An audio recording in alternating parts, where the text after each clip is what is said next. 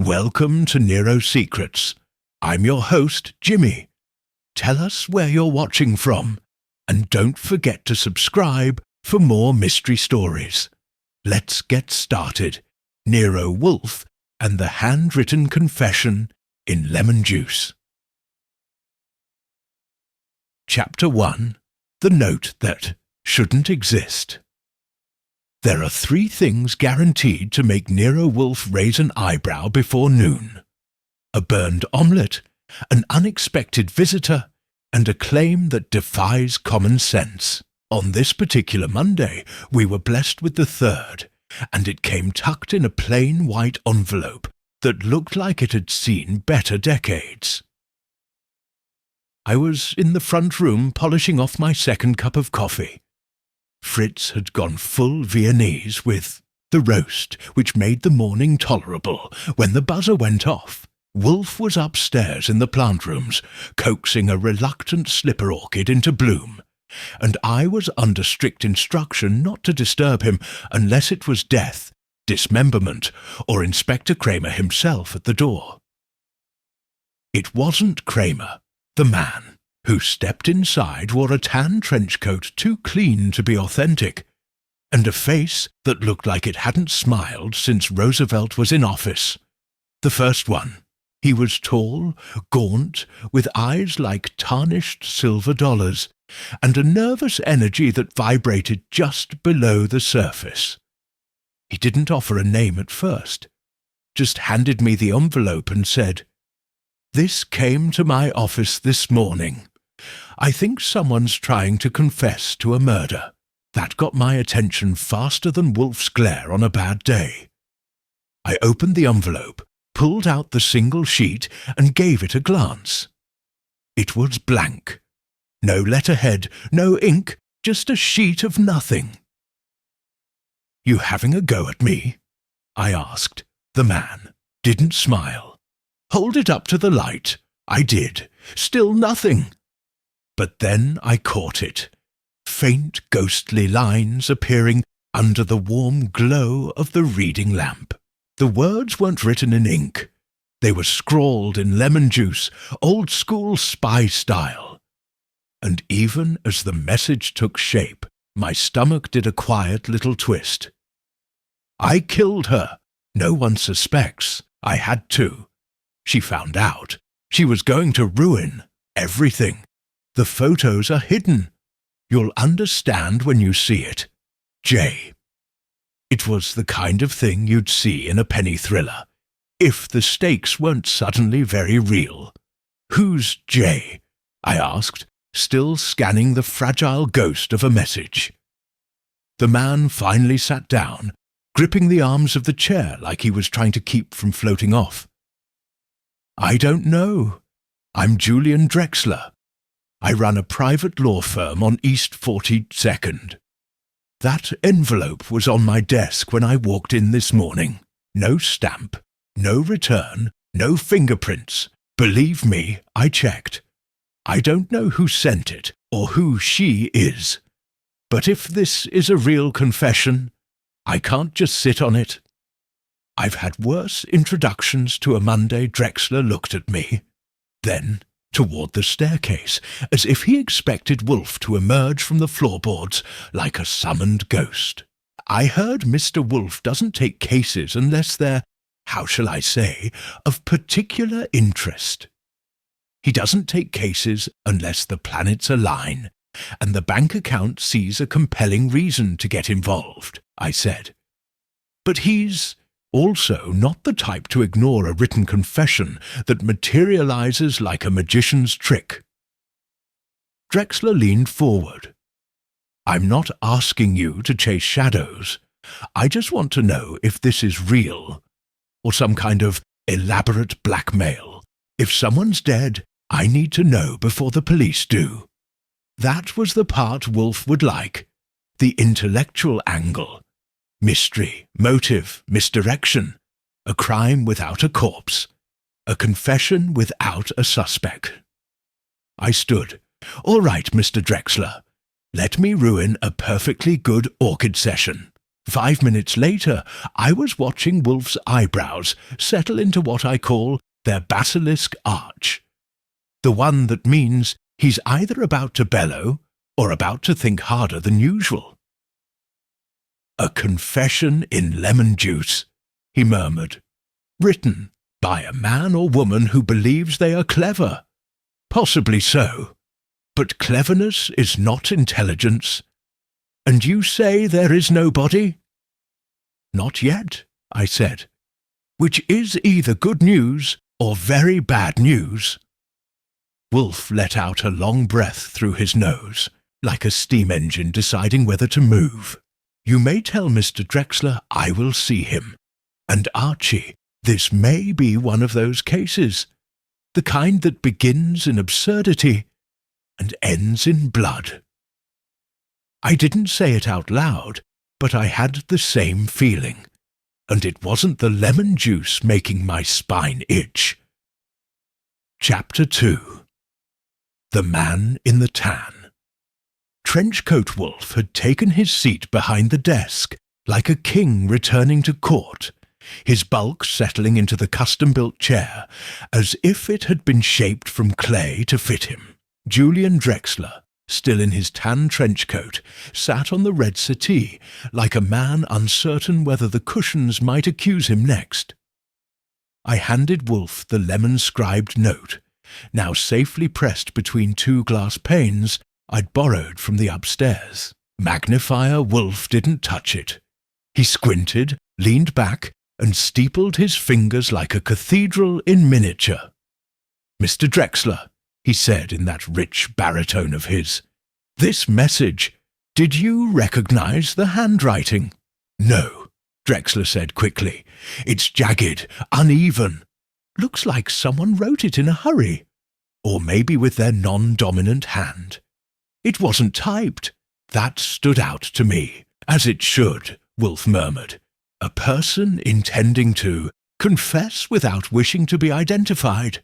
That, or a person wishing to mimic such intent. Do you have enemies?" Drexler blinked. "I'm a lawyer, Mr. Wolfe. So, yes," I added helpfully. Wolfe ignored me. "Who in your firm had access to your office over the weekend?" "My secretary, Jeanette Cross, and the night janitor." I checked the building's entry logs. No sign of intrusion. But our internal mail slots are open. Someone could have slipped it through during business hours Friday. Wolfe grunted. "And you did not report this to the police? I'm not sure a blank piece of paper with lemon juice on it qualifies as evidence. Besides," he hesitated, "if this is some kind of misdirection, something intended to throw a wrench into a case, we need to tread carefully. The photo's hidden," Wolfe quoted, finally shifting his gaze to the faint ghost of words on the page. "What photo?" "I don't know," Drexler admitted. "I've been racking my brain. I do handle probate and some estate disputes, but nothing involving blackmail or violence." Wolfe shut his eyes briefly. "Then let us begin with assumptions. 1. A woman has died, though we have no body. 2. The writer believes this death to have been hidden. 3. The writer fears exposure due to a photograph. And 4. He opened his eyes again. This confession is either a warning or a test. I saw Drexler flinch at that last word. "You think someone's watching me?" he asked. "Possibly. You've come here. You've brought the note to a private investigator. If that was the writer's aim, to see what you would do with it, they now have their answer." Drexler's hand moved involuntarily toward his chest, like he'd just remembered where his heart lived. "Okay," he said. "What now?" Wolfe turned to me. "Archie, you will accompany Mr. Drexler to his office, examine the scene, speak to his secretary and the janitor, and if possible, determine if any files have been recently removed or tampered with. I stood. Do I get lunch, or am I supposed to survive on lemon vapour and instinct? Bring a sandwich, but be back by 4. Wolfe waved a hand. If this case has teeth, I shall require nourishment and silence. We headed downtown and Drexler's Buick, which was polished enough to blind a traffic cop, and silent enough to make me suspicious. Drexler wasn't chatty, which left me alone with my thoughts, and they were starting to circle like dogs around a butcher's window. The man was hiding something. Not necessarily guilt, but definitely knowledge. Something he hadn't said yet. The kind of silence that isn't accidental. It's tactical. His office was sleek, high-rise, and filled with tasteful art that looked expensive enough to be ironic. His secretary, Jeanette Cross, had the air of a woman who kept 3 calendars, and none of them ever had coffee breaks. Smart eyes, sharp blazer, and a voice that could double as a scalpel. "You're not a cop," she said, looking me up and down. "Thank you," I replied. "It's the aftershave, isn't it?" She didn't laugh.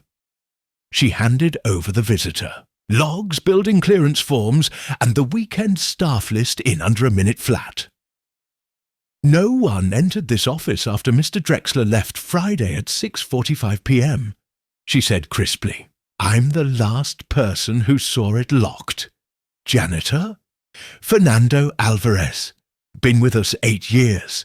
Quiet. Doesn't speak unless spoken to. Let's speak to him then, I said, and keep an eye on the lemon tree in the break room. We found Fernando in the supply corridor. He was mid-60s, slow-moving, and wore gloves like they were stitched on. He looked nervous the second I mentioned the word note. "No, senor," he said, voice hushed. "I clean. I do. Not touch papers, only trash." "But did you see a white envelope on Mr. Drexler's desk?" I asked. He hesitated, then nodded. "Friday night. I think it was empty." I blinked. Empty? No seal, no stamp, just sitting there. So it had been left intentionally, planted even. But by who? And why lemon juice? We were dealing with someone theatrical, someone who wanted to be clever and unseen. I left Drexler's office with more questions than answers. But one thing stuck with me. That envelope hadn't been delivered. It had been staged, which meant this wasn't a cry for help. It was an invitation. Chapter 3. The Woman with Two Names. I got back to the brownstone just after 4, having managed to grab a roast beef on rye that didn't completely offend Wolfe's standards, though I didn't mention the deli counter guy wore gloves that had seen better months. Wolfe was at his desk, fingers tented, eyes half-lidded, giving off that monk in a temple vibe he used when he was sifting through possibilities that didn't make sense yet. I laid out what I'd found. Drexler's secretary, Jeanette Cross, ran a tight ship and didn't miss a thing. The janitor, Fernando Alvarez, swore he didn't touch the envelope, but saw it, unsealed, on the desk Friday night. No sign of forced entry, and no one out of place in the building logs. "So," I said, easing into my chair across from Wolfe, "whoever left the note didn't break in. They were either authorized to be there, or they didn't care if they were seen." Wolfe nodded slightly. Theatricality. A desire to be noticed but not identified. Like putting on a mask at a party you weren't invited to. "Pfui," he said. "A poor metaphor, but the point stands. Tell me, was there anything in Mr. Drexler's files to suggest a motive?" I shook my head. "His office is cleaner than your orchid shed. mostly estate work and civil arbitration. Unless someone was murdered over a will revision, nothing jumps out.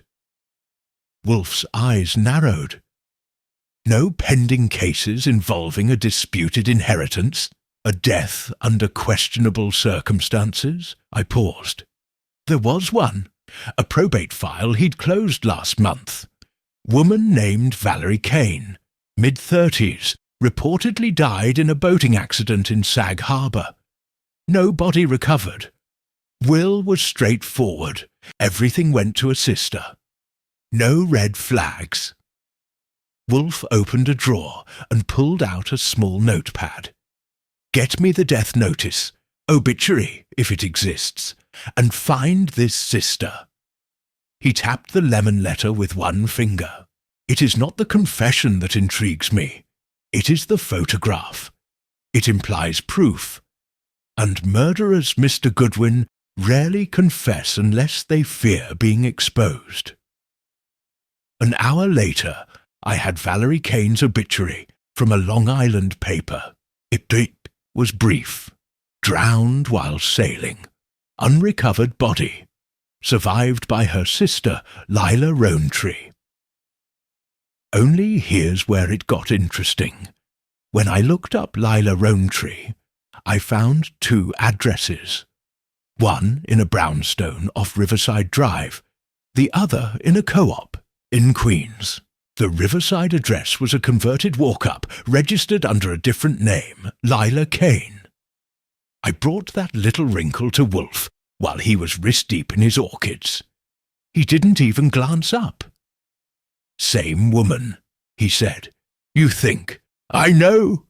A woman may change her residence, her hairstyle, her paramour, but she rarely abandons her surname unless it suits her agenda. You're saying she's hiding something? She's staging something, he said, or perhaps covering it up. At Wolfe's insistence, and with a grumble from me, I headed out to Riverside Drive after dinner to knock on a few doors. The building was a 3-story with ivy curling up the front, and the faint scent of old books and cat fur seeping from the cracks.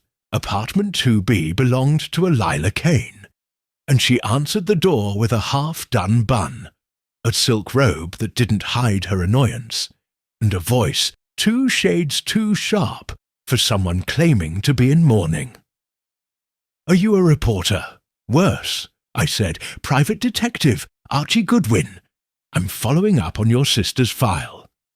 Her expression didn't change much, but her eyes flicked, once, fast, towards something behind me. She's dead, she said flatly. Accident, nothing to investigate. That's the rumour, I said. Funny thing, though, someone left a message claiming they killed her. That got her. Her fingers tightened on the doorframe, just slightly. She was trying to stay composed, but her eyes flicked again, this time to the mantel just inside. I didn't step in, but I did lean. There was a framed photo on the mantel. 2 women, blonde, similar builds. One in a sundress, one in a wetsuit holding a life jacket. Both smiling, both alive. You knew she didn't drown, I said. Lila went pale, not terrified, angry. You need to leave. You hiding a dead woman in the closet, Miss Rowntree or Miss Kane. Her mouth opened, then shut. I took a business card from my pocket and placed it on her doorframe. Call me before someone else does. We're not the only ones sniffing around. She slammed the door, but not before I saw her hand trembling. Back at the brownstone, Wolfe was waiting with a raised brow and an empty glass of beer. The universal sign that I should talk before he asks. She's lying, I said. She knows something. And I think the sister, Valerie, isn't as dead as her file says. Wolfe leaned back, eyes gleaming. Then we are not dealing with a murderer seeking absolution, Mr. Goodwin. We are dealing with someone afraid of resurrection. And for once, I didn't need to ask what he meant, because it was starting to look like someone faked a death, and someone else was about to pay for it. Chapter 4. The Estate with a Hidden Clause. The next morning began like most others in the brownstone. Quiet, orderly, and in grave danger of being upended by human behaviour. Fritz brought in breakfast at 8 sharp, and by 8:30, Wolfe was engrossed in his morning ritual with the orchids. I was downstairs combing through the late Valerie Kane's probate file again, which Drexler had sent over by courier at Wolfe's request. Thick envelope, neat summaries, one glossy photo of the deceased in tennis whites, or supposedly deceased. According to the summary, Valerie's will left everything, her apartment, investments, and a modest trust, to her sister, Lila Rowntree. No one contested it. There was a certified copy of the death certificate, signed off by a doctor in Sag Harbor. Wolfe skimmed it later with a frown. "This doctor," he said, "a family physician. Harbor Doc, William P. Herschel. Been in the area for 30 years, Wolfe grunted. "We must speak to him." "You want me to ride out to Sag Harbor?" "I detest fresh air," he said, which was his usual way of saying yes. So I made the 2-hour trek in Wolfe's least favourite sedan and arrived at Dr. Herschel's coastal office, a whitewashed clapboard house with wind chimes and the faint odour of iodine. Herschel was in his 60s, had a handshake like rope, and looked like he'd rather be sailing. "I remember the Kane case," he said, flipping through a thin folder. "Tragic. Boat capsized during a storm. 2 other passengers survived. She didn't. You saw the body?" He shook his head. "No. Search and rescue never recovered it. I issued the certificate based on the sworn statement of the surviving parties and local authorities. Standard procedure. In water-related deaths, especially when the current's strong and conditions severe. Yes.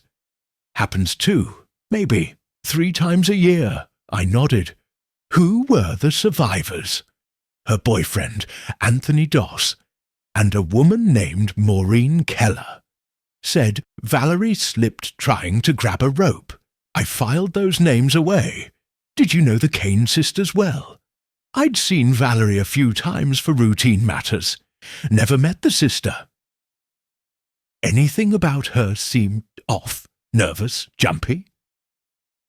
Herschel gave me a look like I'd asked if she had fins. "Not at all. Fit, polite, well-spoken. Why?" "No reason," I said. "You know where I could find Mr. Doss or Ms. Keller now?" "Doss moved out a month after the accident. Heard he relocated to Manhattan. The other one, I think she stayed in town. Check with the marina. She ran the charter that day." Back in the city, I gave Wolfe my report while he dissected a slab of corned beef, with enough precision to make a surgeon jealous. He chewed slowly, so Valerie Kane's death rests on 2 witnesses and a missing corpse. Correct. And her sister, who now uses 2 names, benefits handsomely from her estate. Correct again. And someone, possibly neither of them, believes Valerie found out something dangerous before her death. Bingo! Wolfe set his fork down. Locate this Maureen Keller. Invite her here. I gave him a look. You want her in the house? And if someone staged a death, Mr. Goodwin, they left loose threads. And loose threads, when tugged, unravel everything. It took me the rest of the afternoon, but I found Keller. She worked at a mid-tier yacht rental service on the west side, the kind that offered both cocktails and plausible deniability for executive affairs. She was lean, freckled, with wind-blown hair, and the wary look of someone who's been asked about the same accident too many times. "I don't talk to reporters," she said. "Good. I'm worse," I told her. "I work for a man who doesn't leave his house unless you move his body with a crane. Name's Archie Goodwin." She stiffened. "Is this about Valerie?" I gave her the kind of nod that didn't answer anything, but confirmed everything. "She died," she said quietly. "I was there. She hit her head. She slipped. Tony and I— Did you see her go under?" Her eyes flared just a little. I turned to grab a flotation ring. When I looked back, she was gone. "How long did you search for?" "Hours. The Coast Guard showed up. Divers, boats. It was horrible." "Would it surprise you to learn someone thinks Valerie didn't die that day?" Now she went pale. "What do you mean?" I showed her the lemon-written note. Well, a photo of it Wolfe had copied under ultraviolet light. She looked like I'd handed her a death mask. "I don't know who wrote this," she whispered, "but if Valerie didn't die, that means someone lied." I leaned in. "Did Valerie have enemies?" "No, just the opposite. She was loved, quiet. But if there was a secret—" She hesitated. "Out with it. She was planning to change her will. Said she didn't trust her sister anymore."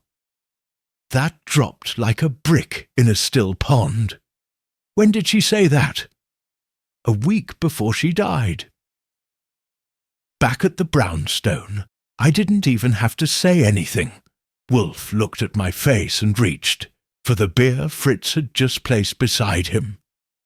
"She was altering her will," he said. "She told Keller, and the sister ended up with everything." He nodded slowly. "Motive," he said. "Now, Mr. Goodwin, we have a motive. What we lack is the body." Chapter 5. The Man Who Wasn't Mourning. The next morning arrived with a damp chill in the air and a thick stack of nothing in the mail, which meant there was no fresh threat or unsigned confession to kick things off. That didn't stop Wolfe from stirring the pot, anyway. He had that look he gets when the pieces start to coalesce in his head.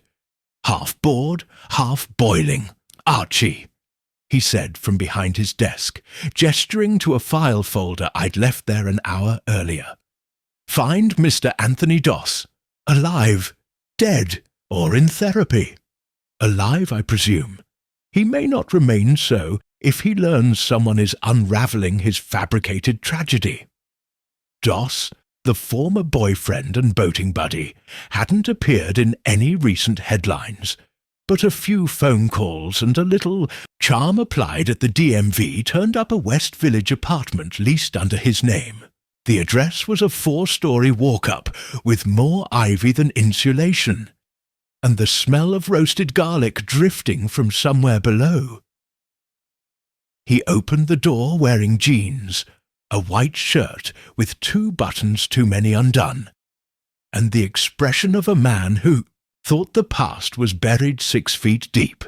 "Mr. Doss," I said, flashing credentials and my best polite but persistent smile, "I'm here about Valerie Kane."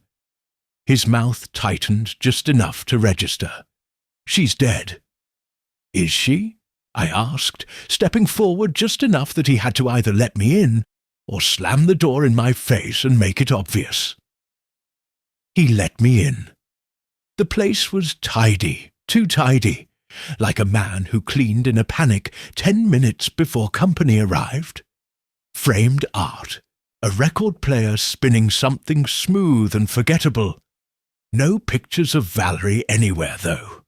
No pictures at all now that I thought of it.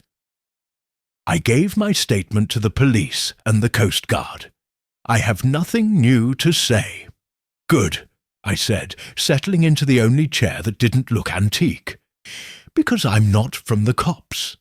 I work for Nero Wolfe." That got his attention. Doss's brow lifted a fraction. "The detective? The orchid-loving kind? Yes." A note turned up, written in lemon juice. Said Valerie was murdered. Said she found out something. Ring any bells? His face went blank, but his knuckles whitened. On the arm of the couch. "I don't know what you're talking about. You were on that boat. You and Maureen Keller. Valerie dies, no body found, and suddenly her sister inherits everything. Then this note surfaces, claiming Valerie was silenced. What do you think that looks like from our end?" "I didn't kill her," Doss said, suddenly angry. "If you're looking for a villain, try Lila. Valerie couldn't stand her. That was interesting." "Why not?" "She thought Lila was stealing from their mother's estate, playing both ends against the middle. They hadn't spoken in months before the accident. Valerie was planning to go to the family attorney about it. And she died before she could." He looked at me, jaw tight. "If you think I had anything to do with that, I think you were there. Which means you know more than you're telling. And if someone faked a drowning, you either helped or got played."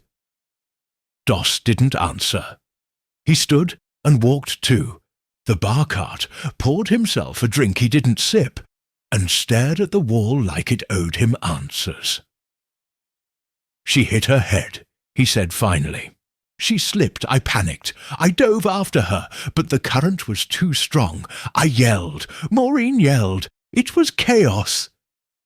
"But you didn't see her go under." "No," he admitted, "but I saw the blood. She hit the railing hard." "And you're sure she didn't survive?" He turned. "If she did, she never came back for me." I left him in that apartment, surrounded by shadows and lies, and made my way back to the brownstone. Wolfe was in the dining room with Fritz, savouring trout meuniere with a slice of lemon. Always lemon, of course. "I spoke with Anthony Doss," I said. "He's nervous.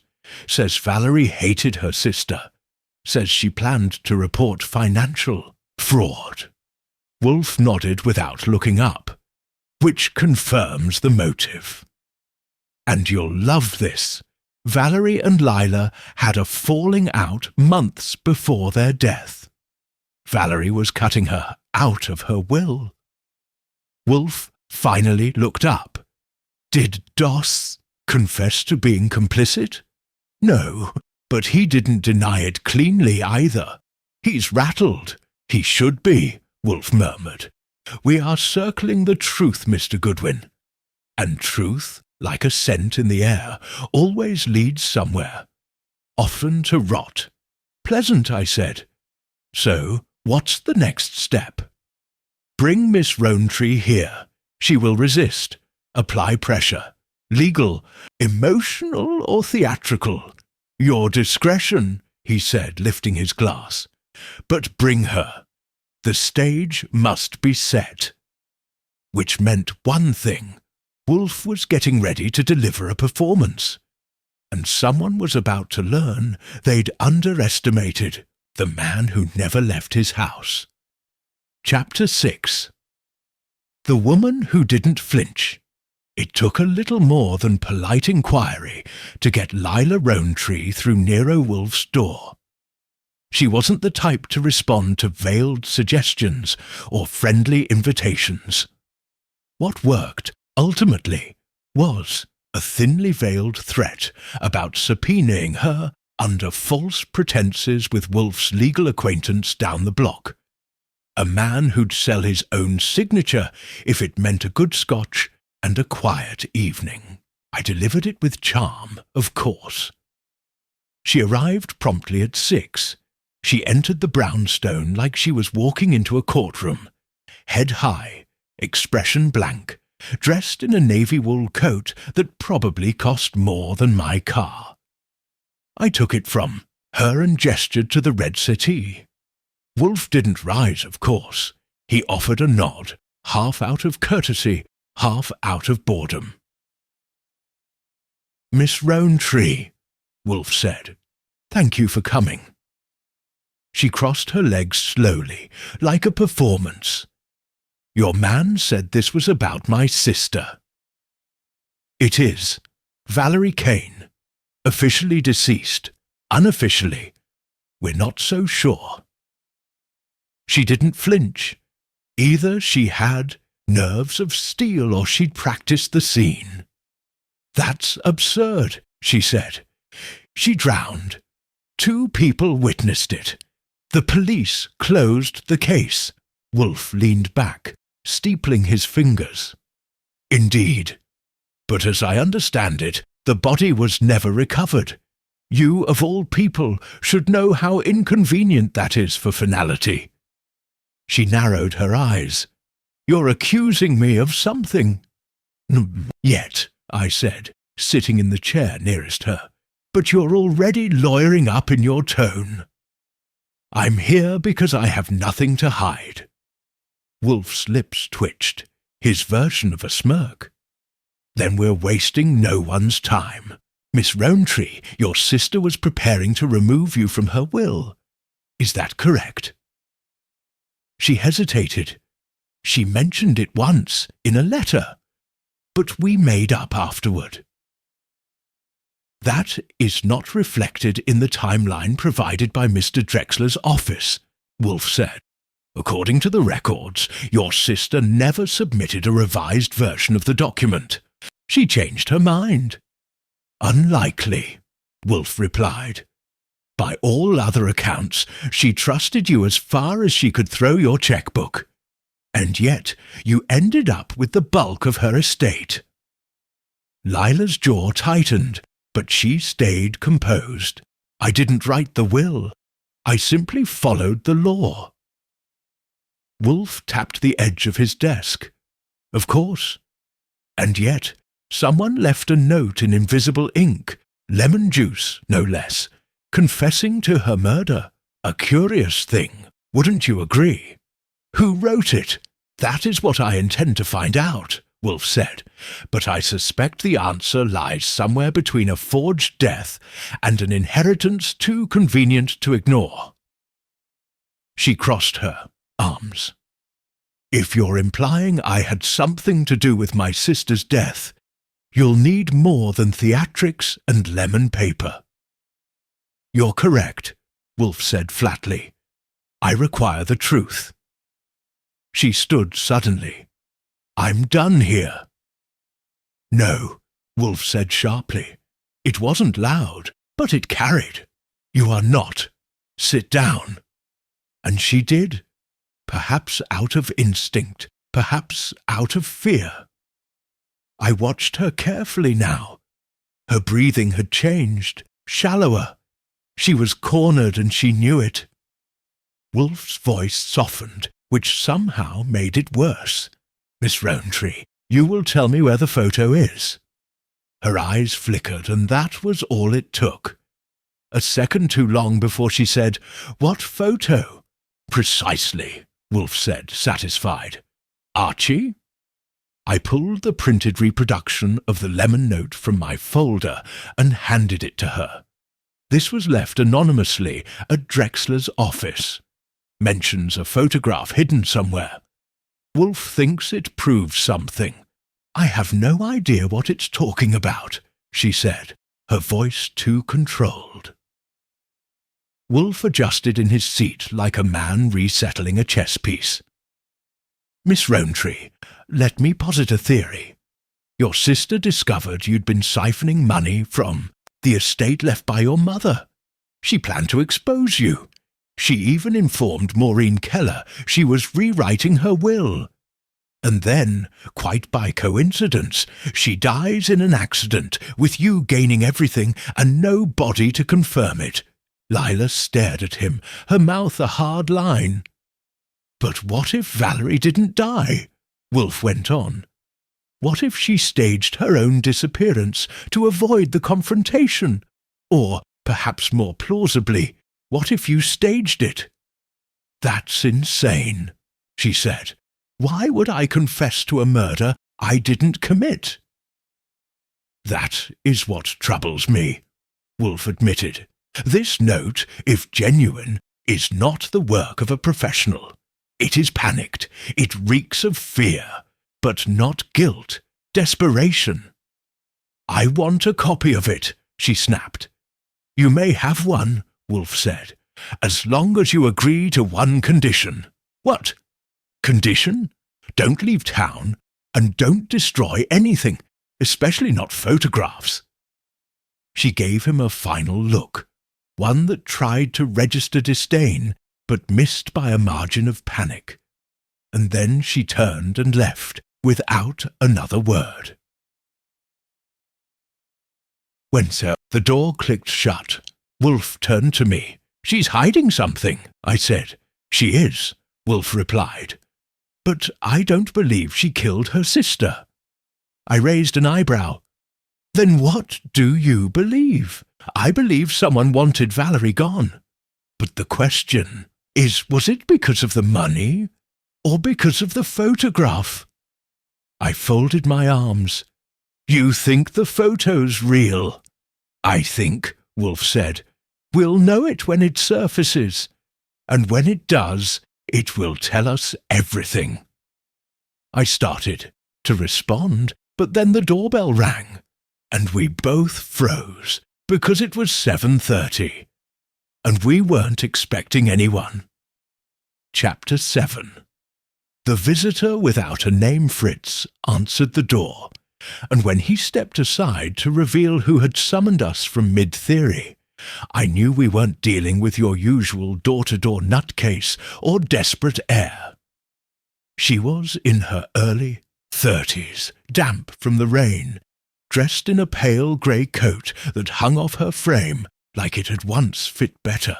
Her hair was pulled back, her eyes hidden behind large sunglasses despite the fading evening light. She looked like someone who had decided, quite recently, that she'd had enough of pretending. I need to speak to Mr. Wolfe, she said, her voice quiet, clear and deliberate. Fritz looked at me. I looked at Wolfe, who gave the barest nod. I led her into the office. She removed the sunglasses as she crossed the threshold, and Wolfe, who rarely looked directly at anyone unless absolutely necessary, lifted his head and stared. Because the woman standing in front of us looked exactly like Valerie Kane, only thinner, paler, and haunted. Mr. Wolfe, she said, voice shaking now that the moment was here. I'm not dead. That silenced the room like a gunshot. Wolfe's brow lowered by a millimeter. You are Valerie Kane. Yes. Then someone has gone to great lengths to pretend otherwise. She nodded and sat when I gestured to the chair across from Wolfe's desk. I stayed standing, arms crossed, heart rate ticking upward. Staged it, she said. The boating accident. I paid Maureen to go along with it. Anthony too. I was supposed to disappear. Wolfe's tone was glacial. Why? Because I was being watched, she said. Threatened. I don't know. Who? At first I thought it was Lila, but then I realized it was bigger than just the money. Wolfe poured himself a half-inch of beer and didn't drink it. Start from the beginning. Valerie took a breath. A month before the accident, I received a photo in the mail. No note, just an old picture of me and my mother, taken when I was 16. Nothing special. But on the back, in faded ink, was one line. She knew everything. Wolfe leaned forward ever so slightly. About what? Valerie's voice dropped. I don't know. I thought it had something to do with the estate. My mother. kept strange records. She was meticulous. Lila hated that. "Where is the photo now?" I asked. "I hid it," she said, "behind a panel in our childhood house on Long Island, the one we sold after Mom died. I haven't been back since." Wolfe grunted. "You faked your death to avoid a photograph." "No, I faked it because 2 days after that photo arrived, someone tried to push me in front of a subway train. That made me step forward." "You reported it?" "I did. They said it was an accident, no suspects. But I knew." Wolfe's voice dropped to a murmur. "And now? Now someone sent a letter to my former attorney, Mr. Drexler. A confession. Someone claiming to have killed me." "So you returned," Wolfe said, "because you realized your ghost had started talking." She nodded. "I don't know who wrote that note, but I didn't write it. I've told no one I'm alive. Not even Maureen. Not since I disappeared." "You've had no contact with Anthony Doss?" "No, and I don't plan to." Wolfe leaned back. "Then someone else knows your secret, and they want it to surface." I stepped around to her side. "Why come to Wolfe? Why not go to the police?" She looked up at me, and for the first time I saw the truth behind the eyes. Exhaustion, fear, and something else, regret. "Because if I go to the police, I have to explain the fraud, the fake death, and everything that came with it. And if I'm wrong, if whoever's doing this wants me alive long enough to suffer—" Wolfe finished the thought. "Then the police won't save you." She gave a slight, trembling nod. There was a moment of silence. Then Wolfe stood. I mean, really stood, which he hadn't done for an unscheduled visitor since the blackout of '48. "Miss Kane," he said, "you are not to leave this house." She blinked. "What? You will remain here under Mr. Goodwin's supervision until I have settled the matter. You've come to me for protection. You shall have it, but only if you follow instructions." Her voice was small. "I don't want anyone to die." "No," Wolfe said, "but someone already thinks you have."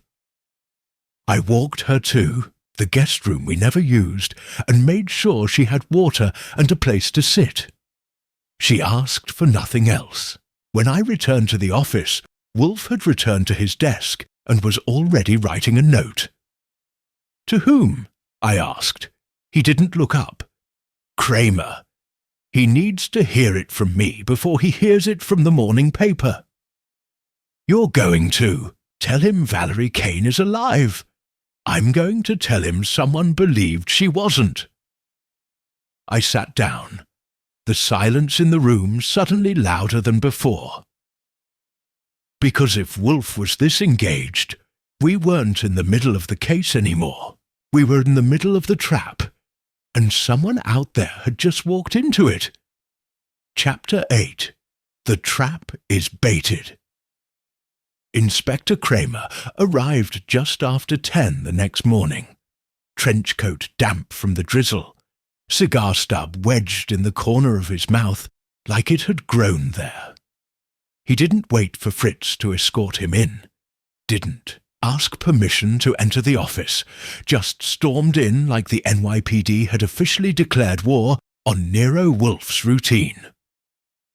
"I should have your license revoked," he barked. "You knew she was alive and you didn't call me first." Wolfe didn't stand, didn't blink. "I called you before the press got wind, Inspector. That should qualify as a civic contribution." Kramer blew a stream of smoke toward the ceiling, and in the meantime you kept a woman presumed dead in your guest room like she was a misplaced umbrella. "She was in danger," Wolfe said, "and remains so." Kramer turned to me. "And you, Goodwin? You helped stage this circus." "And is she the ringmaster?" I said. "Do you want popcorn or a search warrant?" That earned me a glare hot enough to toast bread. Wolfe raised a hand. Valerie Kane returned of her own volition. She is not under arrest, nor is she, to our knowledge, guilty of any crime greater than fraud, motivated by an attempt to preserve her life. Kramer pulled out his notebook and sat heavily in the red armchair, scribbling furiously. "So who the hell sent the confession?" "We don't know," I said, "but we think they believed Valerie was actually dead, which means they weren't in on the hoax. And now that she's resurfaced, safely, they're going to panic." Wolfe gave a slight nod. "Inspector, I require one favor." Kramer raised an eyebrow. "That depends. I need you to leak discreetly that Valerie Kane is alive. Nothing formal. A whisper among the precinct's less discreet ranks. Let it reach the ears it needs to." "You're using the NYPD as bait." "No," Wolfe replied. "I'm using the truth. The bait is Valerie herself." Kramer rubbed his face and muttered something that sounded like a prayer. "If this blows up, Wolfe, I'm not covering for you. And if someone ends up dead, again, I swear to God." "Free," Wolfe said. "If someone dies, it will be the result of their own desperation, not mine." Once Kramer was gone, grumbling and lighting a fresh cigar on the sidewalk, Wolfe called me into the kitchen. Valerie was seated at the table with Fritz, nursing tea and silence. "You'll escort Miss Kane to her former home," Wolfe said. "The Long Island property. Retrieve the photograph she hid." Valerie stiffened. "You want me to go back there?" "I want you to bring us the evidence that started this entire affair," Wolfe said. "You hid it. You know where it is. And now that we know someone else is after it, we can't waste time." "I'll take her," I said. "We'll be in and out." Wolfe turned to me. "Do not split up. Do not let her out of your sight. And do not, under any circumstance, call me unless it is absolutely necessary." "Understood," I said. "You worried?" "Irritated," he muttered. "There is a difference." The ride out to Long Island was quiet, except for the sound of Valerie twisting her hands in her lap. The house had been sold, but Valerie still had keys, and the new owners weren't moving in until the following week. It stood at the end of a curved street lined with leafless trees. A modest two-story colonial with green shutters and a wide porch that creaked under our steps. Inside, dust had begun to settle, and the furniture was covered in sheets like the house was pretending to sleep. Valerie led me upstairs to a bedroom with pale blue walls and a dresser with one loose panel in the back. She worked silently, kneeling to pry it open. Inside was a small envelope, yellowed with age. She passed it to me without a word. I opened it carefully. Inside was the photo, Valerie and her mother, standing in front of a greenhouse. But the writing on the back wasn't what I expected. It wasn't ink. It was burned, scorched into the paper like it had been exposed to heat. "She knew what you did, and she told me." I stared at it. Valerie whispered behind me, "It wasn't about the estate." "No," I said, folding the photo and tucking it into my coat. "It was about something else." We locked the house and returned to the car, and that's when I saw it. A figure across the street, standing by a utility pole, motionless watching. I started the engine. The figure didn't move, But the message was clear. Whoever wrote that note wasn't done yet. Chapter 9. The Burn. That left a name. We made it back to the brownstone just past 4, Valerie white-knuckling the seatbelt the entire way, glancing behind us every 10 seconds like she expected a shadow to follow us home. I didn't blame her. I hadn't imagined the figure outside her mother's house. Someone had been watching, and they hadn't followed us, which, in its own way, was worse. Wolfe was at his desk, reading, of all things, a volume on 19th century botanical fraud. He looked up once as we entered, then returned to his book. It wasn't until I placed the scorched photograph on his blotter that he snapped it shut. He said. Valerie stood just behind me. It's real. The writing wasn't there when I first found it, I swear. Wolfe studied the burn marks, running one thick finger along the edge of the paper like a jeweller inspecting a flawed gem. It's been scorched intentionally, like a rudimentary pyrography. Crude, but legible. I leaned over. Look at the signature. Wolfe did. Then his eyes lifted. M, he said aloud. Valerie nodded slowly. I thought maybe it was our mother, Margaret Kane. She used to initial letters like that.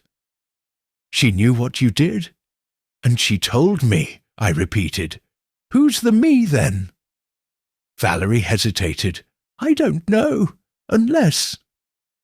She trailed off. Wolfe narrowed his eyes. Speak, Miss Kane.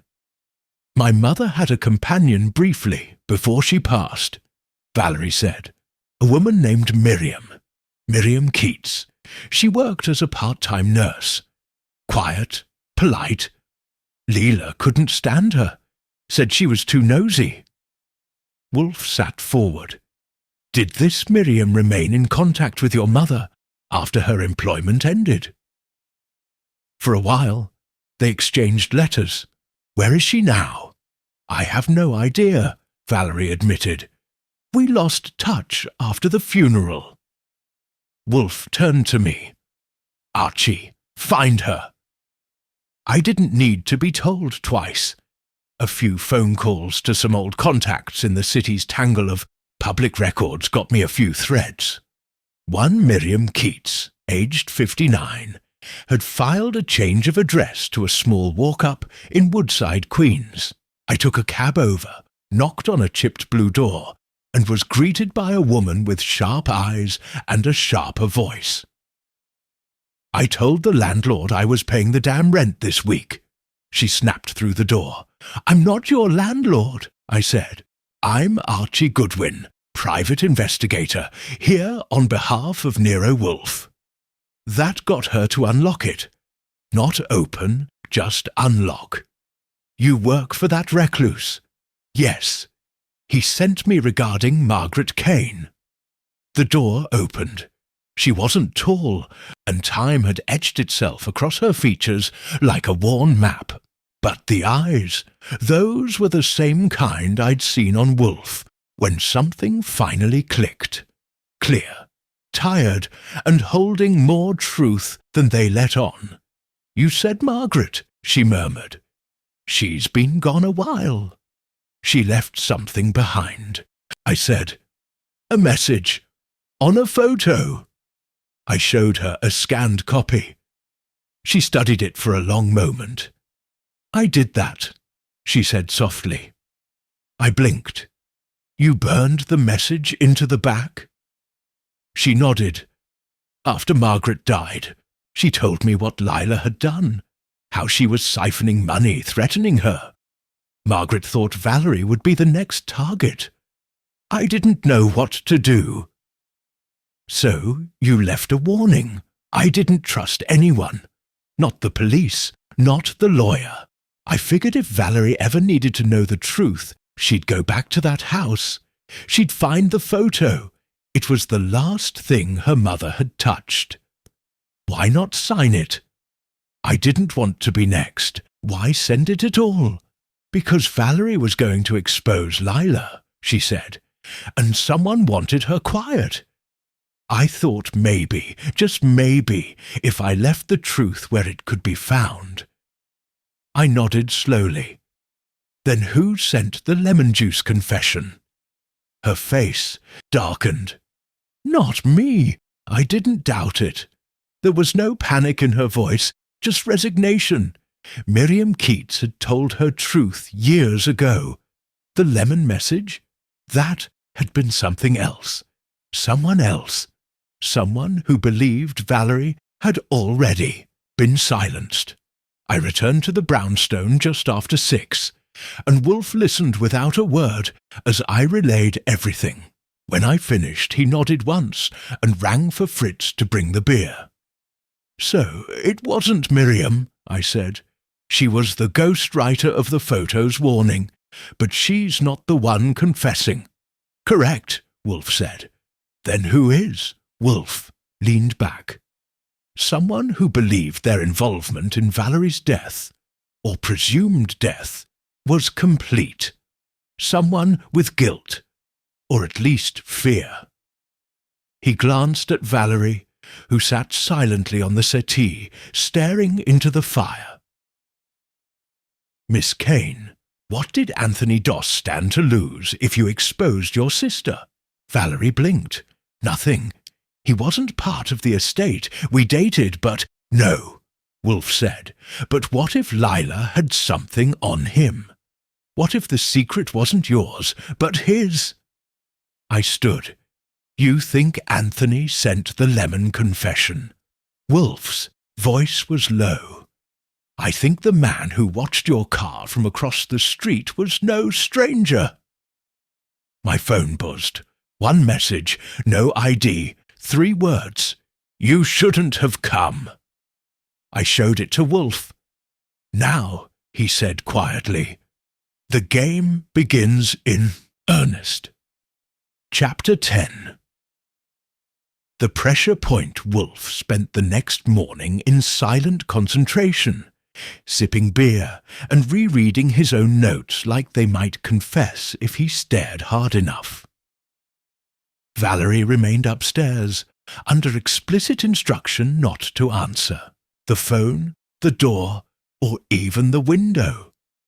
I, meanwhile, was tasked with a less glamorous job, following Anthony Doss. He left his apartment just past 9, wearing a navy overcoat and dark glasses, which might have passed for inconspicuous if he hadn't looked over his shoulder 3 times between his front steps and the corner coffee shop. I followed at a comfortable distance, blending in with the morning foot traffic, ducking behind flower stands and newspaper kiosks when necessary. I've done smoother tales, but the man was edgy enough to be tracking himself. His destination surprised me. He didn't head for the marina, or the office we'd heard he barely visited anymore. Instead, he entered a sleek, anonymous building on East 60th, a legal firm. 30 minutes later, he came out looking more alert, more composed, like a man who'd just made a decision. I called Wolfe from a payphone 3 blocks down. He met with someone at Morris & Taft, I said. Big firm, discreet reputation. Who did he see? Wolfe asked. Couldn't tell. They kept the blinds drawn, but I'm guessing it wasn't for brunch reservations. Return, Wolfe said, and bring Mr. Doss with you. How do you suggest I manage that? Lure him with a crossword puzzle. Be persuasive, Wolfe replied, and hung up. I waited outside Doss's building until he reappeared an hour later. When he turned the corner toward the subway, I stepped into his path. Going somewhere, Mr. Doss? He froze. You again? I have a message from Nero Wolfe. He'd like a word. I don't have time." "You might want to make time," I said. "He's got a photo, and he's got Valerie." That stopped him. His mouth opened, then shut. "She's alive?" I smiled. "Didn't expect that, did you?" "Where is she?" "Safe, for now. That could change depending on how you handle the next hour." He followed me back to the brownstone in silence, though I could practically hear the gears grinding behind his eyes. When we stepped into Wolfe's office, he flinched at the sight of the man himself, planted behind his desk like a glacier with opinions. "Mr. Doss," Wolfe said smoothly. "Please, sit." Doss did, hands tight in his lap. "I assume you've deduced by now that Valerie Kane is not dead." "Yes," Doss said, barely audible. "She has recovered a photograph, an old one, bearing a warning, the origin of which we have traced, but not the consequences. The consequences remain elusive, as does the identity of the individual who wrote this." He lifted the reproduced lemon confession. Doss blinked. Wolfe's voice dropped. "You wrote it." Doss said nothing. "You believed she was gone?" Wolfe continued. "You thought the high secret had died with her. But something lingered, perhaps a photograph, perhaps a memory. Either way, it made you nervous. And fear, Mr. Doss, compels men to strange acts." "I didn't kill her," Doss said quickly. "I swear to you, I didn't hurt her." "But you knew," Wolfe said coldly. "You knew what Lila did. Or perhaps you helped her. Perhaps you stood by and let it happen." Doss stood suddenly. I tried to stop her." Wolfe didn't flinch. "Ah, and there it is." Doss was trembling now. "She said if I didn't help her stage it, she'd tell everyone about the fund transfers. I was stupid. Valerie had shown me some family records. She found money missing. I panicked. I went to Lila. I thought we could fix it quietly." Wolfe's eyes narrowed. "And instead?" "She offered a solution, said Valerie would be handled. I thought she meant legally. Block her with lawyers, tie her up in probate. But then Valerie died, or so I thought. I believed she drowned. I didn't ask questions." And when the photograph appeared, Doss sagged into the chair. "I thought it was her, that maybe she knew, that it was her way of reaching out from the grave." Wolfe tapped a finger on the desk. "So you confessed, anonymously, hoping what? To absolve yourself." "To warn someone," Doss said. "Anyone. Drexler, maybe. If someone found the note, they'd start looking. And if she really had been murdered, at least I didn't stay silent." Wolfe's voice was suddenly like ice cracking. "But you did stay silent, Mr. Doss. You stayed silent when it counted." Doss didn't answer. He just looked down at the floor, face grey. Wolfe turned to me. "Archie, call Inspector Kramer. He'll want to hear this in person." As I moved to the phone, Wolfe looked back at Doss. "One more thing, Mr. Doss. You," said Lila, "offered a solution. Was it her idea to take Valerie out on the boat?" Doss nodded once. "Who insisted Valerie stand near the railing?" He hesitated. "Lila." Wolfe sat back. "Then I believe I am ready to have a word with Miss Rowntree." I dialed the number, and as it rang, I saw Valerie standing at the top of the stairs, staring down through the banister. And in that moment, I realized something Wolfe had probably known since the moment she walked back in. This wasn't just about money. This was about betrayal dressed as family. and someone still had something left to lose. Chapter 11. The confrontation at the brownstone Inspector Kramer showed up faster than usual, which told me two things. Either he was in the neighbourhood, or he'd been expecting Wolfe's call all day. He arrived just as Fritz was bringing up the tea tray, and barreled into the office with his overcoat still damp and his cigar already half mauled. "You've got Doss?" he asked without wasting breath on hello. Wolfe nodded. "In the front room. Fritz is watching him. He has made a full statement implicating Miss Rowntree." Kramer looked over his shoulder, like the walls might be wired. "You ready to bring her in?" Wolfe folded his hands.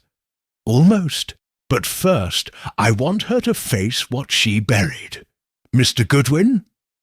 I got up and went to the guest room, where Valerie sat by the window in silence. She didn't ask questions when I told her Wolfe wanted her in the office. She simply rose and followed me, her expression unreadable. Wolfe was in full command mode when we returned. He motioned to the settee and didn't speak until she was seated. Then he nodded to Fritz, who slipped out to call the number Lila had provided on her last visit. A simple request to return for a follow-up. Nothing more. Wolfe waited. 15 minutes later, the doorbell rang. Leila Rowntree walked in like she had something to sell, and we were wasting her time. She wore a dark tailored coat, high heels, and a sharp expression that only dulled when she saw Valerie sitting across from her. She stopped. The colour drained from her face. "You," she whispered. Wolfe gestured to the remaining chair. "Sit down, Miss Rowntree." What is this?" "It is what happens when deception unravels," Wolfe said. "And you're about to find out what's left when the smoke clears." Lila didn't move. Valerie stood. "Hello, Lila." Lila stared at her like she was seeing a ghost, and didn't like the return policy. "You faked it," she said at last. "You faked your death." Valerie didn't flinch. "You made me believe I had to." Wolfe leaned forward. "Let us be direct, Miss Rowntree. You suggested the boat trip. You ensured your sister was near the railing. And when she slipped, perhaps by accident, perhaps not, you did nothing." "That's not a crime," she said quickly. "No one saw." "But someone suspected," Wolfe interrupted. "Anthony Doss. He feared you'd pushed her. And more than that, he feared you'd do it again. So he wrote a confession. In lemon juice, no less. Hoping someone would find it. I didn't kill anyone, Lila snapped. You tried, Valerie said softly. And when it didn't work, you went on like I never existed. Took the money, sold the house, tore apart every piece of Mother's records. Wolfe rose now, slowly, like a wave of judgment. You feared discovery, he said, and when Valerie resurfaced, that fear turned to rage. You watched the house in Long Island, sent a message, threatened her. Lila's lips parted. I didn't. We have.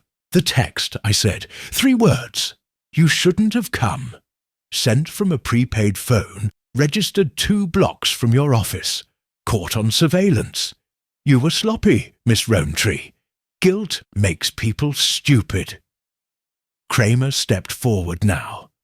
That's enough for obstruction, attempted fraud, and probably conspiracy. We'll let the DA decide what else. Lila stood, but she didn't lunge, didn't scream. Just looked at Valerie with something that wasn't remorse. Closer to contempt. You always were good at running away. Valerie didn't answer. She didn't have to. Kramer led Lila out without cuffs, but with the understanding she wouldn't. walk far without one of his men watching her heels. Wolfe sat heavily once the door shut. "She will be charged?" he asked. Kramer nodded.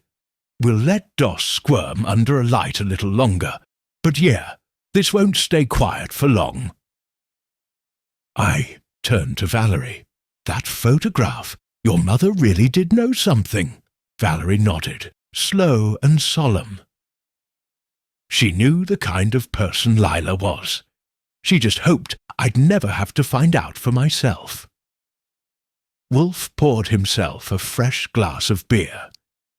"Miss Kane, I trust you will now, formally, unfake your death." She let out a breath. "Yes, I think I'm done hiding." "Good," Wolfe said, eyes already drifting toward the orchids. "Then I am too." I walked Valerie to the door. The storm had finally passed, the sidewalk clean from the rain. She turned once on the stoop. "Thank you, Archie." I tipped my hat. "Any time. Next time, just skip the fake drowning part." She gave the faintest smile, then stepped into the city, a little less ghost than before. Back inside, Wolfe had returned to his orchids. No fanfare, no applause, just silence, the scent of black soil, and the click of glass on polished wood. Business as usual. Chapter 12. The bloom in the ashes. 2 days later, the case made the papers. The Gazette ran a polite headline. "Woman presumed dead found alive. Sister implicated in estate scandal." But the Post went straight for the jugular.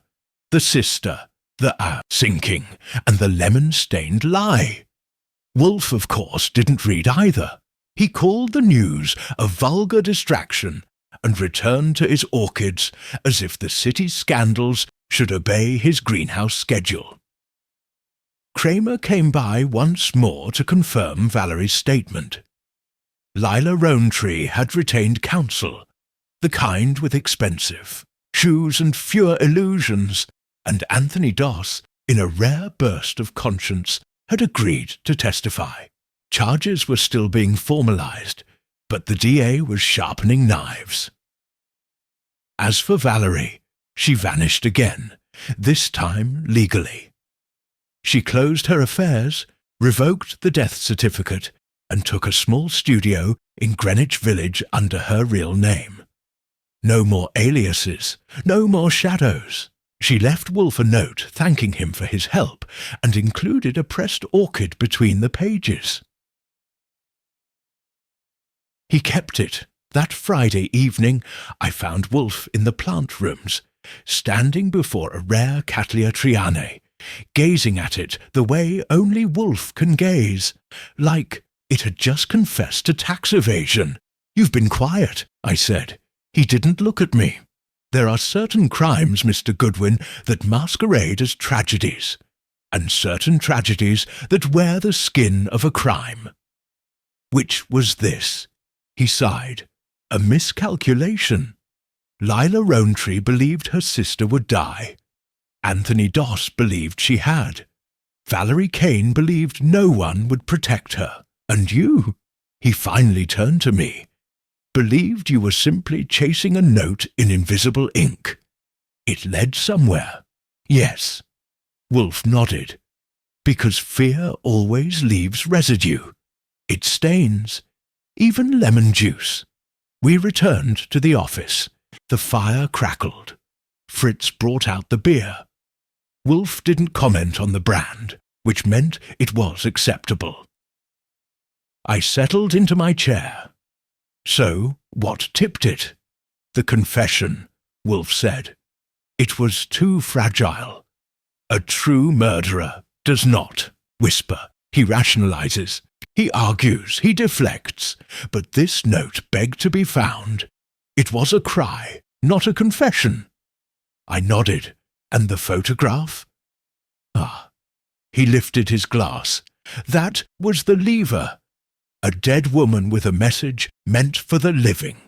The moment Miss Kane reappeared, the house of cards collapsed. Because what is more terrifying to a liar than a ghost who remembers? We sat in silence for a minute. Then Wolfe glanced at me. One brow arched. "You did well." I blinked. "I'm sorry." Was that a compliment? He grunted. "It was a fact. Do not let it go to your head." I leaned back, letting the moment soak in. Outside, the city throbbed like it always does. Bright lights, dirty alleys, sirens and secrets. And somewhere out there, another mystery was curling at the edges, waiting to find us. But for now, the brownstone was still, safe, and the woman who had once been declared dead was alive again. Not just on paper, but properly, stubbornly, undeniably alive, just the way Wolfe likes his orchids, just the way I like my endings. Messy enough to be true, neat enough to close the case.